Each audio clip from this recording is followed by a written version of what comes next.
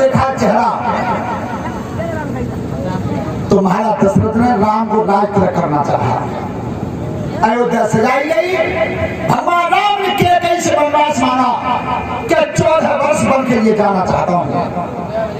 सोता बंधु 14 वर्ष के लिए जाओ। कैकई ने वनवास मांगा था, तापस वेश विशेष उदासी, और 14 वर्ष राम वनवास। 14 वर्ष राम वन के लिए चले।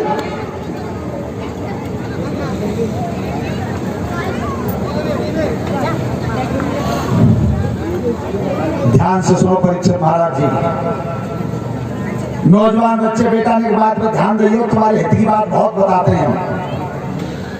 बीड़ी सिगरेट गुटखा शराब इतनी चीजों का त्याग कर देना का शरीर में सुंदरता या जवानी ना आवे तो ना क्या करना पर काल का जवानी तो गुटखा ही खा लो तो बढ़िया है। एक बार कोई विदेशी अंग्रेज आया। तुम्हें मालूम है कितने बच्चे नेट देखते हो?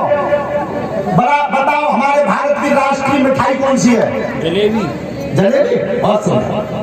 देखो बालक जी से तो वो जलेबी खरीद रहे हो यहाँ अंग्रेज। अब यहाँ तो पन्नी में बंद कर लो, जो जाए इंग्लैंड में खोली जलेबी। अब बाप वैज्ञानिक बैठा रहे चारों लगाते जी बताओ जब जलेबी में जो चाशनी कहाँ है कि होती है? जब जलेबी में जो चाशनी कहाँ है कि गई है? जब चारों तरफ से हार गए तो कौए को होशियार से निकलेगा चौरे से बता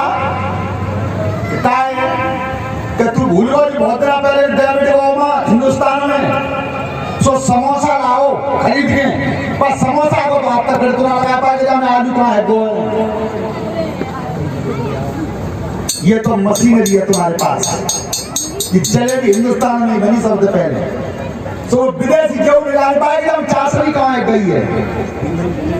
सोता बंधु भगवान राम लक्ष्मण और सीता जी ये वन के लिए तैयार हुए और जब तमसा नदी पर रुके थे भगवान राम ने समस्त प्रजा को सोते हुए छोड़ दिया। जब नदी पार जाना चाहते थे उस समय केवट नाम का केवट था। भगवान राम ने उससे नाव मांगी। नाव मांगी नावन केवट आना और कहिए तुम्हारे मर्म में जाना। जुगत सिला भई नार सुहाई और पाहन तेन काट। भगवान राम खड़े थे और केवट ने कहा महाराज नदी उतार तो धुआं में, पर तुम्हारे पैरों में बीमारी है, रोग है तुम्हारे पैर। जानना राम के पैरों में रोग बता रहा है। प्रभु रोग ये कि तुम्हारे पैर की रज को छूने से जब पत्थर की शिला नारी बन सकते हैं, तुम्हारा चित्त काटती है। अगर बैठना चाहते हो तो एक शर्त है मेरी। क्या? अरे जबत की और चरणामृत नहीं ले नाव में नहीं चला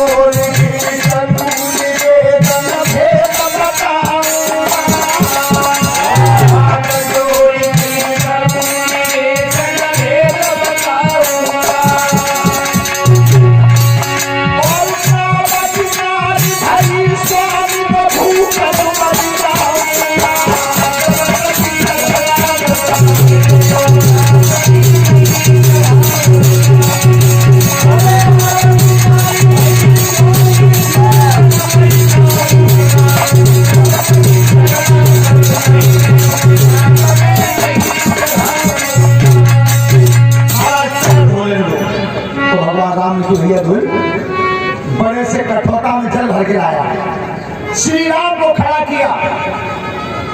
दोनों पैर पकड़े बैठा है, दोनों, एक तरफ सीता जी और एक तरफ लक्ष्मण जी।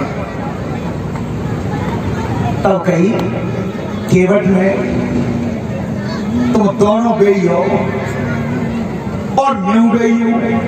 ये केवट पिछले जन्म में कछुआ था और जब भगवान के दर्शन को गया था तो पैरों की तरफ से जाता था तो लक्ष्मी हाथ मार देती है और शीश की तरफ से जाता था तो शेषनाग फुसकार मारते थे।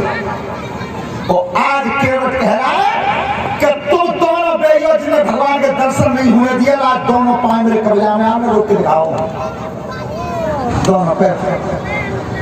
और कहीं महाराज बीमारी तो तुम्हारे पैर के नीचे जो धूल लग जाते पांव में, तो जब मैं धोई लूं भगवान की धोई, तो एकदम भगवान श्री राम को पैर उल्टा करो, नीचे से साफ करो, वो बुरसना खिलाते देखो कैसे। अब बता तुमको एक पांव उल्टो कर लो कैसे खड़ो हो जावे हो। भगवान राम बोले भैया कितनी देर लगेगी? केवट ने की तो तुम पे ठाड़ो ना हो जा रहे हो कि हाँ, तो ऐसा करो दो हाथ में शीश बना लो।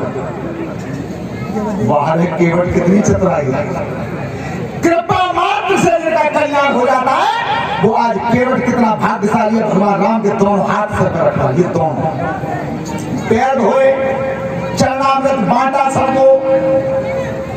तब कही महाराज नीचे पैदल चल के मन गई हो नाम में, क्यों धूल पे लग जावे। तो आज भगवान को उठा करके नाम में बैठा रहा है। बाहर तेरे भाग्य कैसे जो दुनिया को उठा रहा है आज उसे केवट उठा, जब नाम में बैठा रहे। तब कहीं भगवान श्री राम ने सुमंत कि चाचा आओ तो जा लौट जाओ। सुमंत कह रहे नहीं जाऊंगा, महाराज को हुक्म ना है जी, कह दे कि जंगल में घुमा के लौटा ले लो, मैं नहीं जाऊंगा राम। और इतने राम केवट को बुला दे तो केवट नहीं आता था।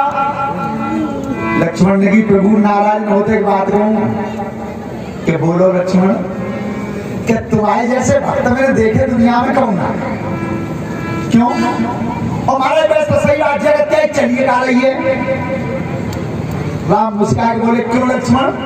कहते वो एक है तुम बुला रहे हो तो तब क्या आना हो, और एक है तुम दिला रहे हो बुझाना हो, को मानो कोई और।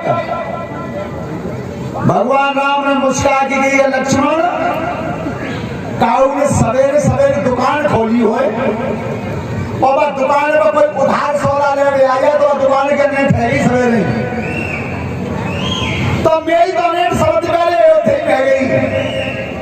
क्या क्यों कि तुम नहीं करी तुम बन मेरे संग मन चलो, सीता तो मेरे नहीं करी मेरे संग बन मन चलो, पर तुमने मान ली दोनों ने,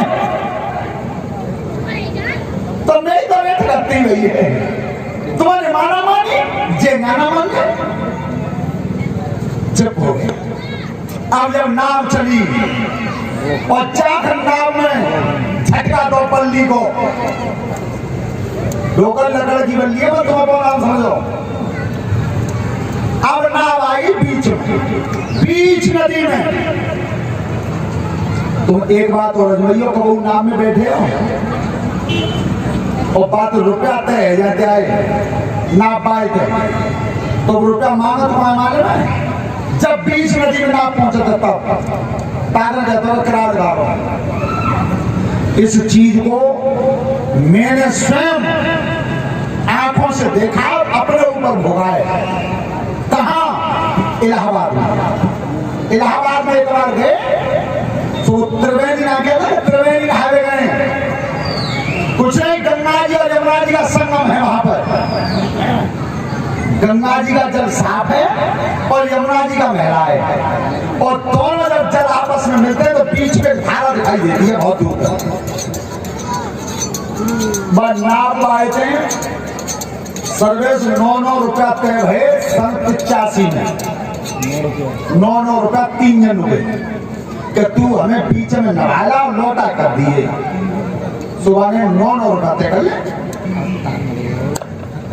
बीच में जाकर नाव पहुंची तो यहाँ पानी हो बस नाव के किनारे पे थे 20 रुपए लगा लो। सो 27 रुपए निकाल के थे। सो बोलो के 27 तीनों रुपए ना है तो 27 है तीनों रुपए। तीन गुने अब निकालवा दी घड़ो करो भैया तेरे ताक तो बताए 9 रुपया। अब झूठ कैसे बोल रहा तो जो बार नाव में लचका दो भैया तुम पूरे ले रहे पर लौटा के नहीं पाते। तो जैसे नाव में झटका दो भगवान राम जी भैया क्या कर रहे हो जी कूद मत करियो पैर बोला जान दो। तो नाव पल्ली पार नहीं पहुंच पाई तो मुर्गा दी जा पार बनाया पाई तो फिर मुर्गा दी। भगवान राम बोले भैया क्या कर रहे हो जी उतारो ना सुनो प्रभु कूद बन जाइए ना तो तुम पैर बोला जानता। फिर पैर को एक बात बताओ तुम्हें वनवास कितने दिन हो कि वनवास हो 14 वर्ष को केवट बोलो तो एक साल नाम नहीं बैठे रहो। तुम्हें तो समय तो काटना है इतना प्यार था भगवान से। अब जब उतारे नाम से विचार करके देखना चतुराई कितनी थी केवट में कि आज कोई हम तुम आपस में पहली बार मिले तभी तो करेंगे राम राम साहब नमस्ते साहब हैं। और जब भगवान राम आए थे पार पे तो केवट ने नमस्ते करी और न प्रणाम करी।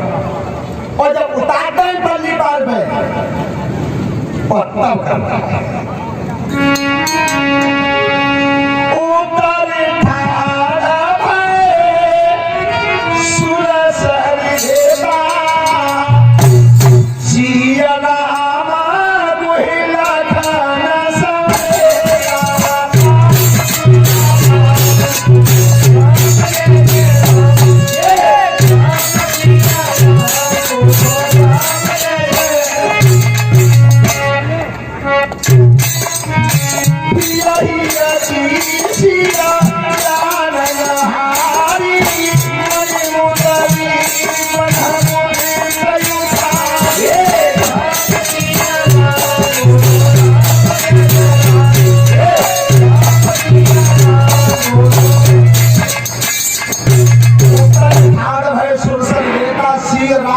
लखन समेता केवट उतर दंडवत की ना आप प्रणाम करिए और सोचत राम नहीं कछो बिना जब उतराई तो दइए ना है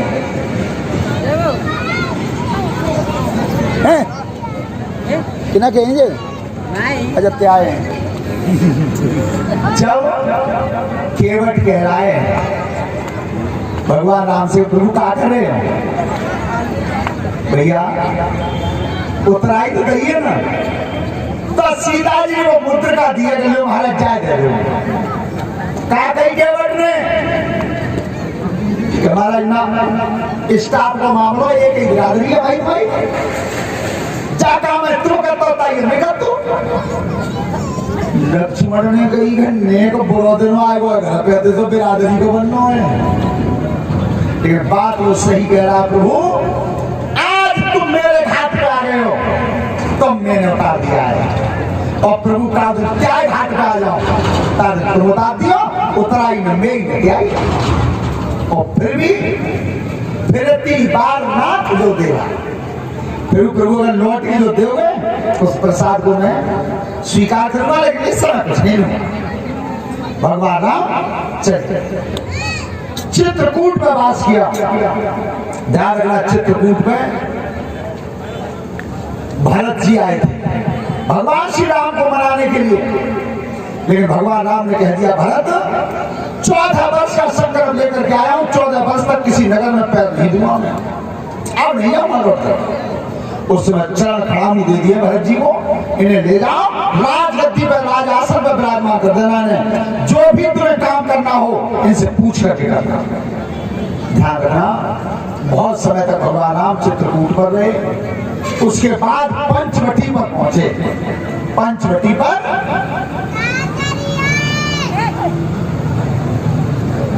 तुम बता रहे थे सर्वेश बाबू सवेरे फोन पे अब पंचवटी पर वे आए हैं क्या बल्ली डोगर की चाची, और वो रहती क्यों थी पंचवटी पर, निवास क्यों करती थी? नाम क्या था उसका? सूपनखा। सूपनखा पंचवटी पर क्यों रहती थी? और उसने एक शब्द कहा था भगवान राम से कि तुम सब पुरुषम मोसम नारी। तो कितनी बड़ी उपाधि दी भगवान राम से, कह दिया तुम्हारे समान तो कोई पुरुष नहीं है और मेरे समान कोई नारी। क्यों? ये सूपनखा पंचवटी पर क्यों रहती थी, लंका में क्यों नहीं गई? ये विद्युत जब राजा के लिए गई थी, विद्युत जब के लिए। और विद्युत जब कितने बड़े महान प्रतापी राजा थे, उस जगह के सम्राट थे जहां आज आसाम बना हुआ है, जहां उसमें आसाम कहते हैं, वही के राजा थे विद्युत सिंह। तो एक बार जब रावण ने और पूरे विश्व को अपने कल्याण किया था, विश्व विजयी बना था रावण, और तब जाकर के विद्युत सिंह के नगर पर डंका बजाया था। क्या?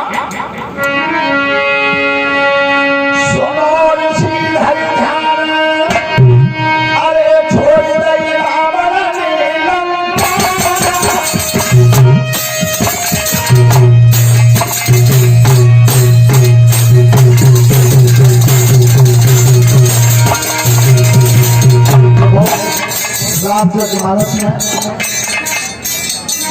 पिछले वृत्तांत को जल्दी इसलिए कहा कि हमारे चाचा बल्ली डोगर ने सुबह फोन किया था कि तो पिछली बार प्रधान जी के यहाँ वादा करके गए थे कि सूपनखा पंचवटी में क्यों रहती थी और किन के लिए ब्याही थी। इस वृत्तांत को सुना दो। तो उनको ज्यादा होने तो शुरुआत इसे सूपनखा यहाँ पर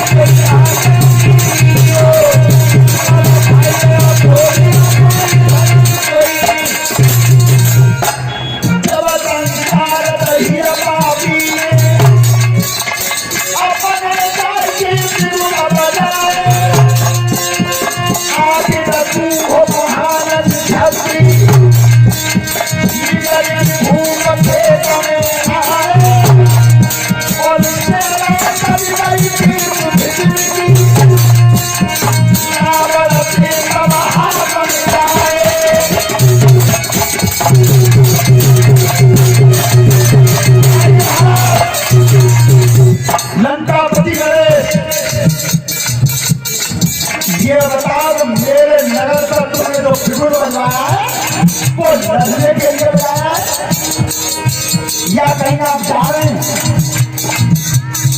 रावण ने संदेश दिया कि कोई मेरे विष्णु में छोड़ा ही नहीं, जो मेरा अभी नहीं हुआ है, तो महाराज आप अभी का स्वीकार करिए या फिर मेरे सामने युद्ध को आइए। तो प्रद्युम्न से महाराज क्या कहते हैं? आगन चोर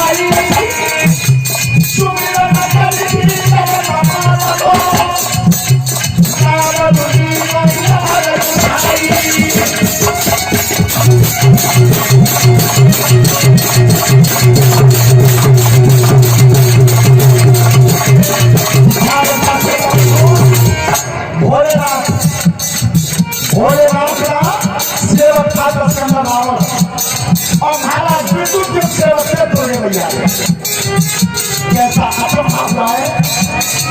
एक तरफ आदि राष्ट्रपति का है और एक तरफ पत्नी का। आपने देखा होगा कि जिस तरह पवन सुत भीम, दुशासन, जरासंध और कीचक, ये 10,000 हाथियों पर माना सिंह जी से। और जिस तरह भोले बाबा ने वरदान दे दिया 10,000 हाथी ने बता, तो घमंड आया है। तो घमंड में जब लौट के चले थे शिव जी को सुनाया, तो ये 3 को चले गए घमंड में। और भीम से लौटे क्या पार्वती मैया बैठे। तो पार्वती के चरण से मैया भोलेनाथ के पास से हमें 10,000 हाथी का बल मिलाए। तो उस समय कही थी पार्वती ने ये 3 लोग घमंड में जा रहे हैं, 10,000 हाथी को बल मिले हुए और 10,000 हाथी को बल भीम को लेकिन 3 लोग मेरे पेट में। तो मेरा ये आशीर्वाद है भीम कि ये 3 हाथी तेरे हाथ से मारे, ये 3 तेरे हाथ से मारे हैं। और कोई शक्ति बोला आज बता दे रही है पृथ्वी को, और भोले बाबा बता दे रहे रावण। लेकिन ध्यान रखना भोले बाबा ने कृपा की क्यों नहीं। एक बार घमंड में रावण ये कह गया था भोलेनाथ से कि प्रभु चेला जरूर तुम्हारो, तो तुमसे ठीक दूर नहीं सकती है वो में। ये अहंकार निकलेगा वो चेला गुरु से। भोले बाबा की कैसे जब भोलेनाथ के आ रहे 5 चीज और मेरे तुम पे 5 सीजन हो गए 10, तो तुम दूर हो। भोले बाबा ने उस दिन के बाद रावण को बताना, समझाना, पढ़ाना बंद कर दिया, बिल्कुल बंद। जो चेला मोटे गए आए पढ़ा पढ़ाओ क्या बताओ श्रोताओं को। जिस समय तो अपील कर रहे थे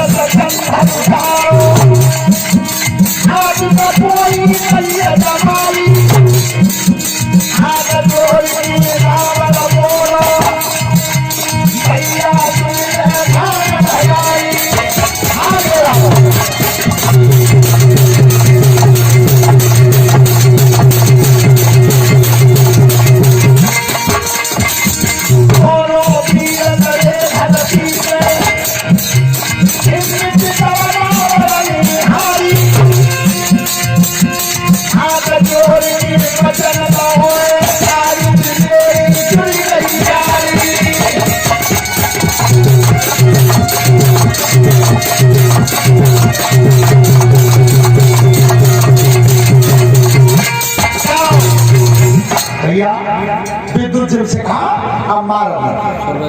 आज से मेरी और तुम्हारी मित्रता है, और ये बात तुमने देखी होगी, कभी दुश्मनी बने। और ये 100 रुपया श्रीमान रामेश्वर जी के संती हैं, तो उनकी तरफ से जितनी तगड़ी मित्रता होती है कभी विचार करके देखना, अगर दुश्मनी होगी तो उतनी तगड़ी होगी। ज्यादा गहरी दोस्ती दुश्मनी में बदलती है, और ज्यादा तगड़ी दुश्मनी हो तो फिर दोस्ती में बदलती है। सो रावण ने कि महाराज आज के बाद मैं तुम्हारे नगर पर नहीं आऊंगा, तुम मेरे नगर पर मत आना, आज से हमारी तुम्हारी दोस्ती याद के लिए हाथ बढ़ा दिया। तो विद्युत जी महाराज ने रावण को छोड़ दिया, ठीक है जाओ आज से मेरी तुम्हारी मित्रता है। रावण जब चले तब की भैया काउ देने का समय निकल आवे तो हमारे घर आना। हमारे घर आना। ठीक है, जाओ, आएंगे किसी ने। तो एक बार विद्युत सिंह महाराज और लंका को गए थे। जब उन्होंने ये सोना सुनी थी कि लंका सब सोने की है, ध्यान रखना, लंका में सोना आया कहां से था?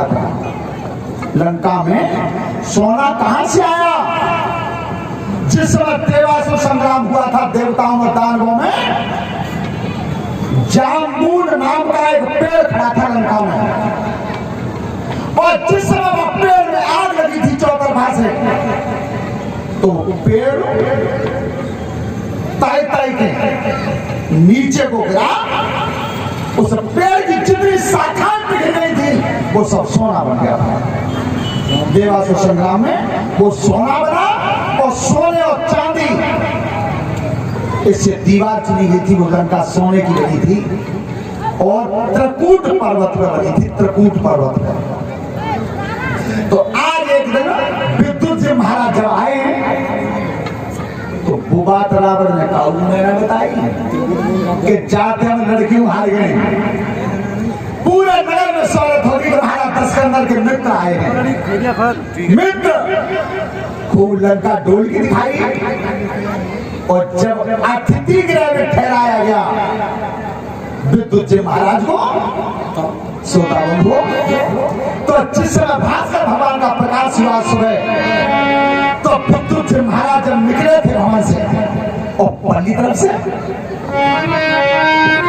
जो रावण की सौतेली बहन थी, जिसका नाम था रूपनखा, रूपनखा, और जिस समय भवन से निकली है, क्या